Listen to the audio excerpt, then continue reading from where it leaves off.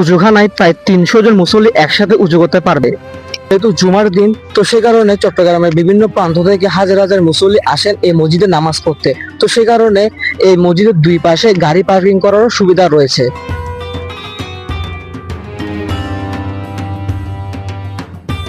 আমার পিছনে একদম যে বড় মাঠটা দেখতেছেন, এটা হচ্ছে সেই মাঠ যেখানে হচ্ছে মুসল্লিরা একসাথে ঈদের জামাত আদায় করতে পারবে এবং হচ্ছে জানাজা নামাজ একসাথে আদায় করতে পারবে। তাছাড়া গাইস, এই মসজিদের নিচতলায় রয়েছে মসজিদ লাইব্রেরি এবং এছাড়া এই মসজিদে 3 জন ইমাম এবং 2 জন মুয়াজ্জিন রয়েছে এই মসজিদটাকে পরিচালনা করার জন্য।